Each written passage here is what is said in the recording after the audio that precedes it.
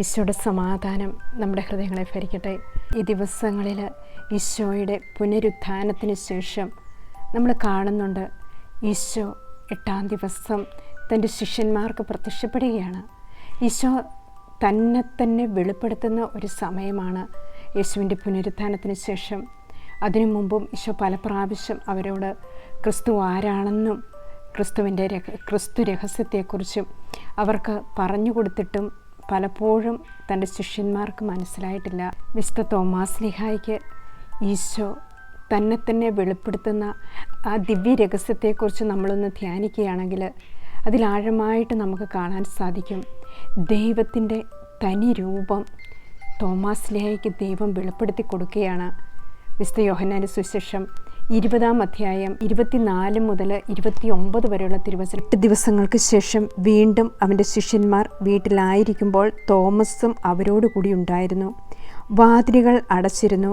യേശു വന്ന് അവരുടെ മധ്യേ നിന്നുകൊണ്ട് പറഞ്ഞു, നിങ്ങൾക്ക് സമാധാനം.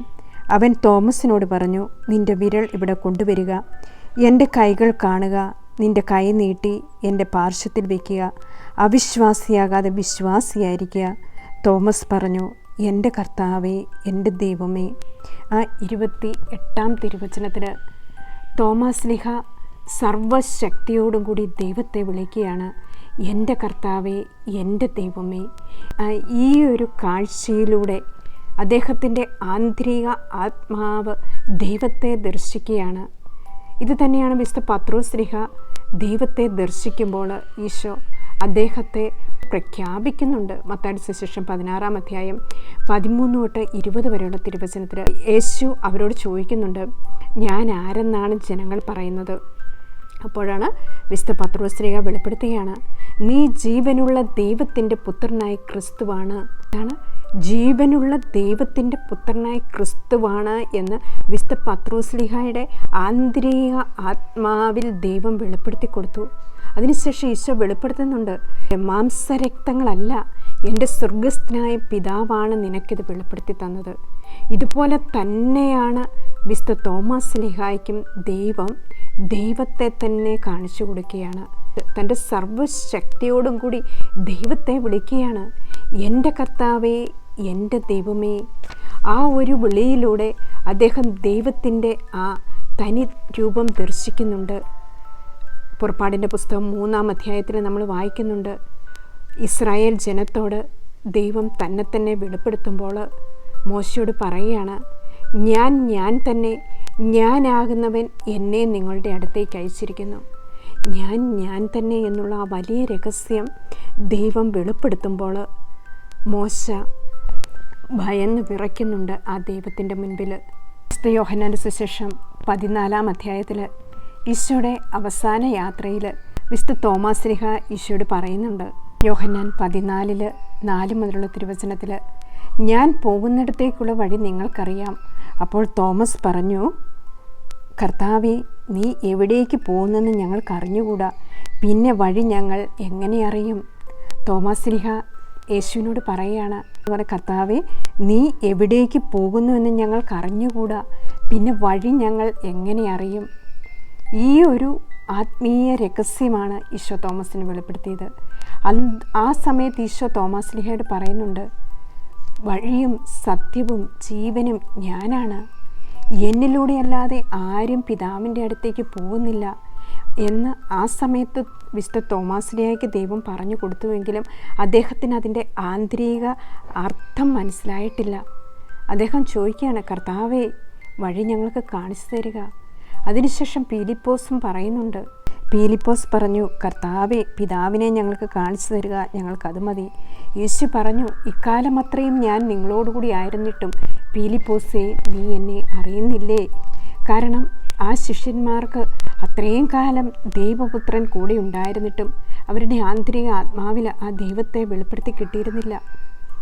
പീലിപ്പോസും തോമസും എല്ലാം ഈശോയുടെ ഓരോരോ ക്വസ്റ്റ്യൻസ് ചോദിക്കുകയാണ്.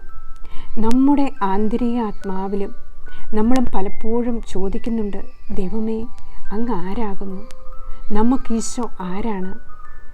ഈശോ നമുക്ക് ജീവനുള്ള ദൈവത്തിൻ്റെ പുത്രനായ ക്രിസ്തുവായിരിക്കണം.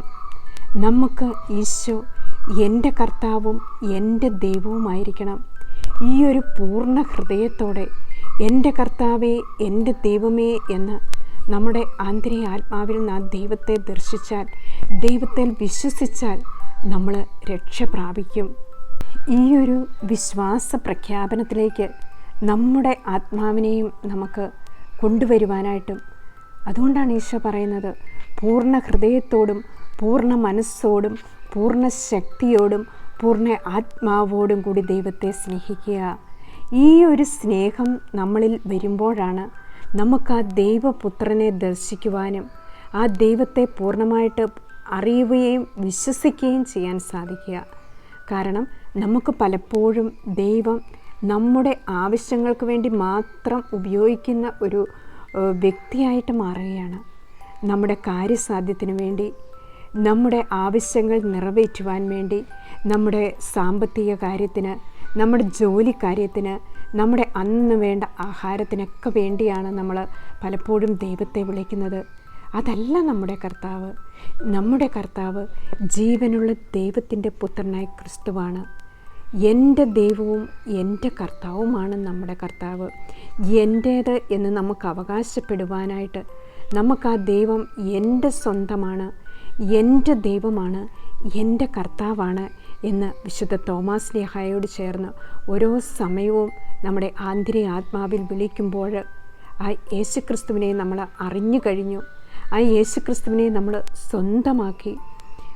യോഹന്നാൻ്റെ സുവിശേഷം 6-ാം അധ്യായം 29-ാം തിരുവചനത്തിൽ പറയുന്നുണ്ട്, അവിടുന്ന് അയച്ചവനിൽ വിശ്വസിക്കുക, ഇതാണ് ദൈവഹിതമനുസരിച്ചുള്ള പ്രവൃത്തി.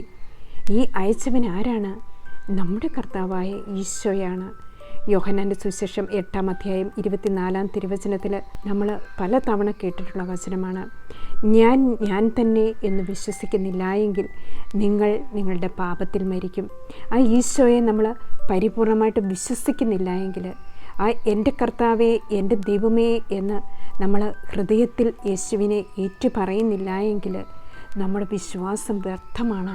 ആ യേശു ക്രിസ്തുവിനെ പരിപൂർണമായിട്ടും നമ്മുടെ ഹൃദയത്തിൻ്റെ രക്ഷകനും നാഥനും ദൈവവും കർത്താവുമായി ഏറ്റുപറഞ്ഞ് വിശ്വസിച്ചുകൊണ്ട് ആ വിശ്വാസ സത്യം നമ്മുടെ ആത്മാവിനോടും നമ്മുടെ കുടുംബത്തിലും നമ്മൾ കൂടുതൽ സമയം ഉരുവിട്ടുകൊണ്ട് വിശുദ്ധ തോമാസ് ശ്ലീഹായോട് ചേർന്ന് നമുക്കും പ്രാർത്ഥിക്കാം.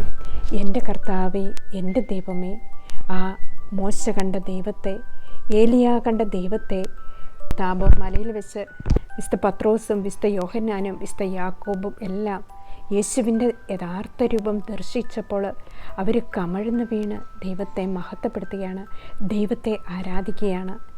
ഈ ഒരു ദൈവത്തിൻ്റെ മഹനീയ ആന്തരിക വ്യക്തിത്വം നമ്മുടെ ആത്മാവിൽ എന്നും മുദ്രിതമാകുവാൻ, അത്ഭുത പ്രവർത്തകൻ മാത്രമാകാത്ത നമ്മുടെ ദൈവത്തെ ദൈവവും കർത്താവുമായി സ്വീകരിച്ച് ഉൾക്കൊള്ളുവാനുള്ള ഒരു നല്ല ഹൃദയം നമുക്കും തരണമേ എന്ന് പ്രാർത്ഥിച്ചുകൊണ്ട് ഈശോ മിശിഹായ്ക്ക് സ്തുതിയായിരിക്കട്ടെ.